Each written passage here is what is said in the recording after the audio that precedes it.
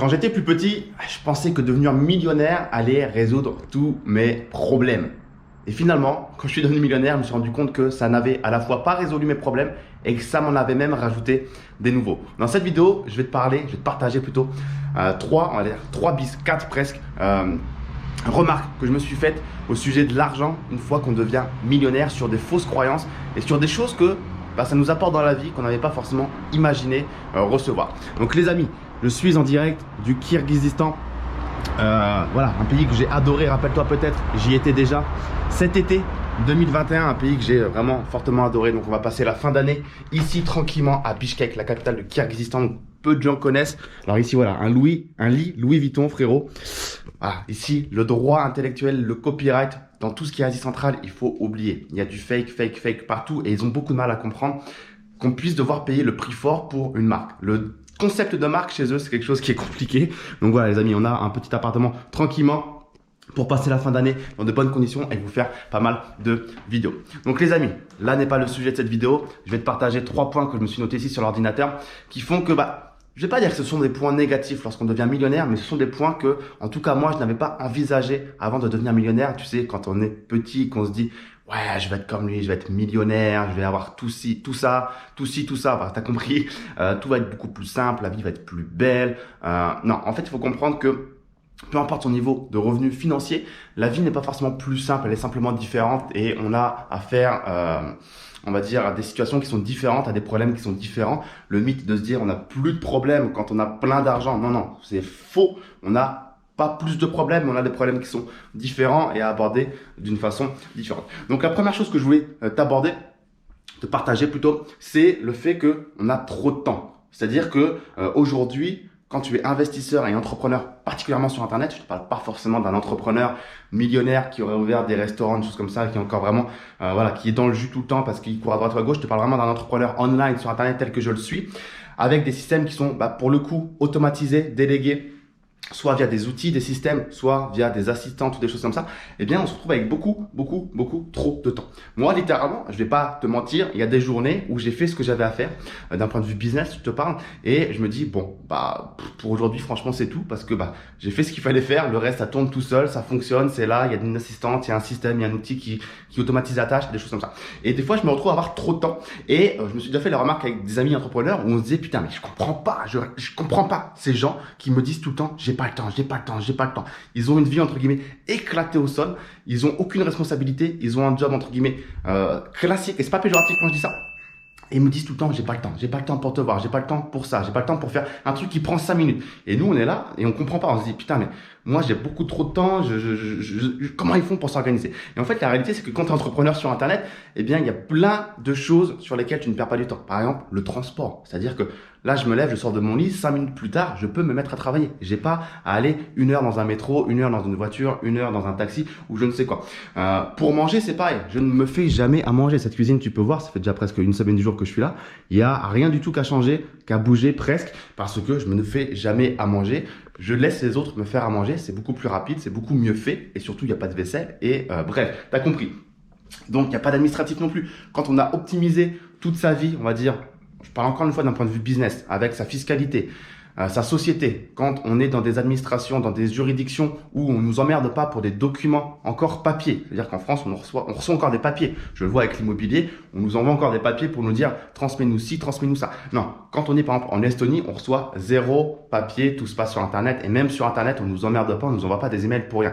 Tout est simple, tout est clair, tout est facile. Donc en fait, tout ça, mis bout à bout, fait qu'on perd beaucoup moins de temps parce que voilà, à manger, se déplacer, l'administratif, c'est des choses qui prennent beaucoup de temps aux gens. Et les investissements également, voilà, tu le sais peut-être, moi je suis vraiment un investisseur, quelqu'un qui aime investir, j'investis pas mal.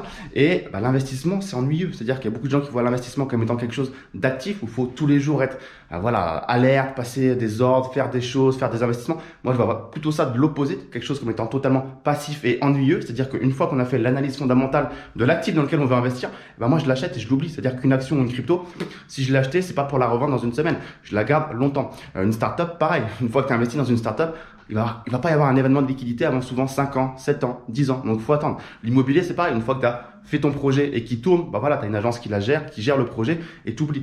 Donc, tout ça fait que finalement, c'est quelque chose dont je me suis rendu compte, j'ai trop de temps. Alors attention, c'est négatif sans être négatif. C'est-à-dire que aujourd'hui, le temps, c'est quand même la devise la plus chère au monde. Les gens n'ont pas le temps et c'est très triste pour eux. Donc, je suis très fier d'avoir énormément de temps, mais c'est peut-être insolent de dire ça. Il y a des journées où, putain, j'ai trop de temps. Qu'est-ce que je vais faire? Je me lève, j'ai géré un petit peu mon business, j'ai fait mes bricoles, mes choses et je me dis, bon, bah, on va trouver d'autres choses à faire. Toi, il y a vraiment cette démarche active intellectuellement de se dire, il faut que je trouve des choses à faire parce que là, il faut que je remplisse ma journée. Donc, c'est le premier point. Le deuxième point qui va découler sur le deuxième point, et c'est pas vraiment un point négatif, c'est le fait d'avoir trop d'argent. Donc, voilà, comme je te dis, c'est pas forcément négatif, mais ça va en fait impacter ce que je vais te dire après parce que, en fait, quand tu as des systèmes et quand tu as trop d'argent, alors attention, je suis pas en train de te dire que je suis milliardaire dans cette vidéo-là, mais en fait, il y a un certain niveau où tu arrives et où tu peux plus dépenser. Tu n'arrives pas à dépenser. C'est-à-dire que tu as à peine mis le coup de CB que c'est déjà re-rentré. Les notifications Stripe ou PayPal ou ce que tu veux, des loyers, des dividendes, c'est déjà re-rentré. Et ça m'arrive tout le temps. C'est-à-dire que tu vas au restaurant, c'est déjà re-rentré, tu payes un billet d'avion, c'est déjà re-rentré, tu payes une semaine de Airbnb, c'est déjà re-rentré, tu payes, bref, à peu près tout ce que tu veux, un verre dans un bar ou ce que tu veux, et ça re-rentre immédiatement. Donc ça, c'est très confortable, mais ça va rebondir sur le deuxième point, parce que là, le troisième point, tu vas te dire, ouais, comment ça peut être un point négatif d'avoir trop d'argent, d'avoir une sorte de balance positive tous les jours, parce qu'il faut comprendre aussi, moi, c'est des choses que j'avais du mal à comprendre, me dire qu'en fait, il y a des gens, ils vont se coucher, ils sont en balance négative, c'est-à-dire qu'ils ont dépensé peut-être dans la journée 300 et ils ont gagné 100. Donc, sur la journée, ils ont fait moins de 100. Et en fait, en tant qu'entrepreneur et investisseur, ta balance, elle est tous les jours positive, c'est-à-dire que si tu as dépensé, je sais pas, 500 aujourd'hui, tu as forcément gagné plus 600, 700, 800, 900 000. Alors, je dis forcément, pas forcément, mais c'est la réalité de beaucoup d'entrepreneurs et d'investisseurs aujourd'hui qui ont des activités et qui bossent pour eux-mêmes, c'est que c'est impossible de dépenser. C'est-à-dire que parfois même en faisant de grosses dépenses, tu récupères très très vite. Donc, c'est très confortable, mais du coup, ça rebondit sur le deuxième point qui est la perte d'ambition. C'est-à-dire qu'il y a aussi des fois, en tant qu'entrepreneur, alors peut-être que certains vont me comprendre et vont le partager avec moi dans les commentaires ci-dessous, dites-le moi, mais il y a une perte d'ambition. C'est-à-dire que, voilà, on me demande parfois, Raph, est-ce que tu as des nouveaux projets, est-ce que tu as des choses sur le feu, qu'est-ce que tu as prévu? Et en fait, moi, ma réponse est pas spécifiquement, parce qu'aujourd'hui, j'ai une équation qui tourne, j'ai compris dans quoi investir, j'ai trouvé mon équilibre, je sais que en immobilier, je fais ça, dans les startups, je fais ci, dans les cryptos, je vais vers ce type de projet, dans les actions en bourse, je vais vers ce type d'entreprise. Je suis rodé, c'est-à-dire qu'aujourd'hui, tu me donnes de l'argent, je sais parfaitement où le mettre, il y a trop d'opportunités et il n'y a aucun souci. Et en fait, il y a une sorte de perte d'ambition parce qu'aujourd'hui, j'ai une équation qui tourne sur mon business, ça génère de l'argent, j'ai un bel écosystème, ça fonctionne, ça génère du cash, il est réinvesti, cet investissement génère du cash, des dividendes, des loyers, des bénéfices, c'est réinvesti, bref. Comme je te l'ai dit, l'argent appelle l'argent et tu as une sorte de balance positive tous les mois qui fait que tu as toujours plus d'argent, ok? Et voilà, plutôt que de repartir à zéro avec tout ce que ça représente, parce que voilà, il faut comprendre aussi qu'il y a 7 ans, quand j'ai commencé le business sur Internet, j'avais aucune idée de ce que ça représentait. C'est-à-dire que si on m'avait dit à l'époque que c'était autant de travail, d'énergie, parce qu'il y a encore le mythe de croire que bosser sur Internet, c'est facile, c'est rapide, c'est de l'argent facile, c'est de l'argent qu'on vole, c'est de l'argent indu, bref, on entend tout n'importe quoi sur les business sur Internet. Mais si on m'avait dit il y a 7 ans en arrière, quand j'ai commencé naïvement en été 2014, que ça allait être aussi long, aussi dur, aussi parfois pénible, aussi compliqué, enfin, aussi endurant, c'est le mot qui est plus utilisé, enfin le plus approprié, endurant. Il faut être endurant, c'est un marathon, c'est pas quelque chose où on fait un coup rapide. Si vous faites un coup rapide, vous allez très vite disparaître aussi. Mais les gens qui restent, eh bien, c'est vraiment un marathon parce que, croyez-moi, des gens sur Internet que j'ai vu arriver et repartir très vite, il y en a beaucoup, mais durer, c'est le plus important. Et en fait, il faut pas négliger cette charge de travail. Donc aujourd'hui, pourquoi recréer un projet? Pourquoi avoir de nouvelles, vouloir relancer un nouveau business avec tout ce que ça représente alors qu'on a déjà un écosystème qui fonctionne? Donc c'est pour ça que je te dis qu'il y a également une perte d'ambition parce qu'au final, tu as de l'argent qui rentre et qui travaille pour toi, qui t'en fait gagner toujours plus et en fait, des fois, tu t'ennuies. C'est là que tu te dis, bon, qu'est-ce que je vais faire? Il n'y a plus grand chose de très stimulant. C'est quelque chose que je connais maintenant. Je sais ce que je fais. Voilà, j'ai gagné de l'argent. Je vais le mettre dans des actions qui versent des dividendes. On va me verser des dividendes. Et puis, je vais en mettre en crypto. Et puis, je vais attendre. Et puis, je vais en mettre un petit peu en startup. Ok, je suis un peu l'évolution de la startup.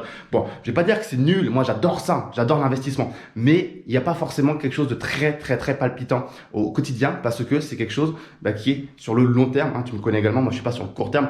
Ceux qui font du trading, justement, c'est dans ce piège-là qui tombe, c'est dans le piège de l'ennui dans lequel ils veulent pas tomber. Ils veulent toujours être stimulés, que ce soit intéressant, qu'il se passe des choses.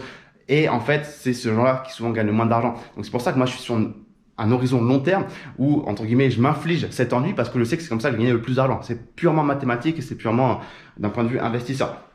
Donc voilà les amis, la perte d'ambition, c'est le deuxième point, c'est que des fois, on a tout qui tourne et puis on se dit, bon, qu'est-ce que je vais faire, qu'est-ce que je vais lancer, est-ce que ça vaut le coup de lancer un nouveau truc avec tout ce que ça représente en sachant que j'ai déjà un truc qui tourne, ou est-ce que j'accepte finalement d'avoir cet écosystème qui il fonctionne, on va pas se mentir, aujourd'hui il y a plein de gens qui rêvent d'avoir un écosystème qui fonctionne et qui leur fait gagner de l'argent, on va dire sans forcément énormément de travail parce qu'il y a des systèmes ou des assistantes, mais voilà, en tout cas c'est une réflexion que je me dois de partager parce que je sais que beaucoup d'entrepreneurs et d'investisseurs ont parfois cet ennui en eux de se dire bon voilà, je l'ai fait, c'est bon, ça fonctionne, ça marche, c'est automatisé, je me suis dégagé beaucoup de temps, mais maintenant j'ai trop de temps et j'ai trop d'argent, putain, qu'est-ce que je fais?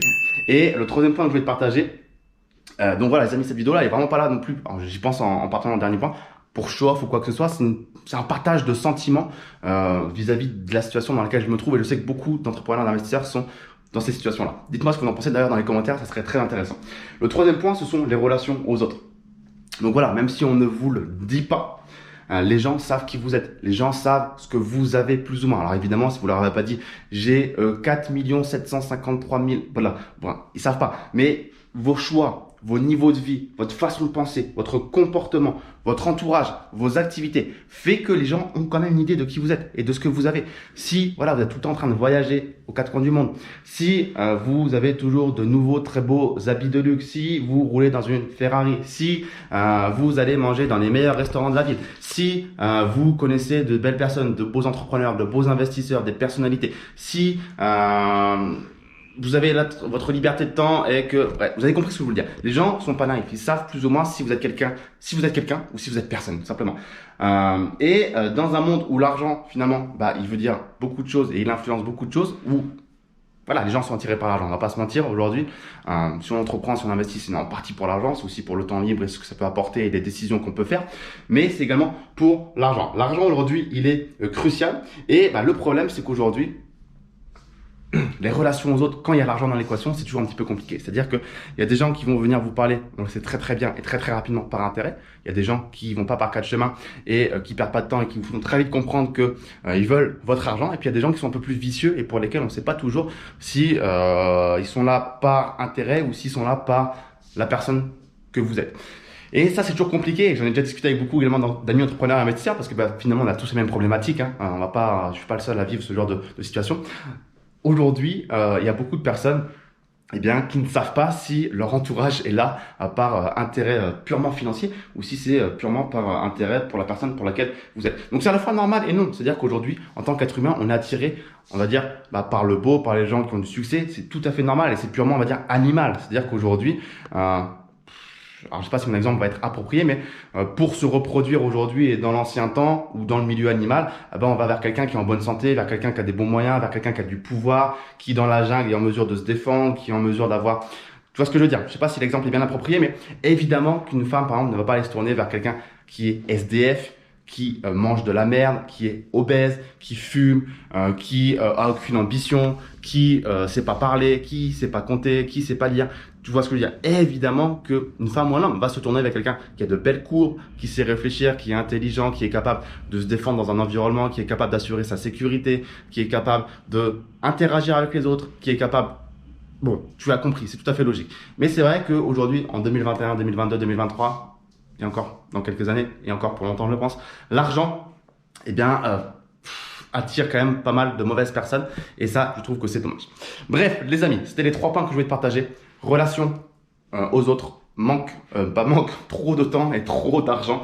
Donc voilà les amis, dites-moi ce que vous en pensez dans les commentaires ci-dessous. C'est la petite réflexion du jour que j'avais envie de vous partager depuis Bishkek, le Kirghizistan. Alors il faut savoir ici qu'en plus le salaire est de, je sais plus précisément, quelques centaines de dollars. Donc toi, pour reprendre le point de la perte d'ambition, forcément, quand tu te lèves et que tu as généré 10 fois leur salaire annuel avant même de t'être levé, ou tu vois ce que je veux dire, c'est juste insolent. C'est-à-dire que comment tu veux parfois te lever ici et avoir encore un peu d'ambition quand tu as généré un salaire annuel avant même de t'être levé et que les prix dans la rue, c'est littéralement rien du tout, 70 centimes de dollars pour traverser la ville.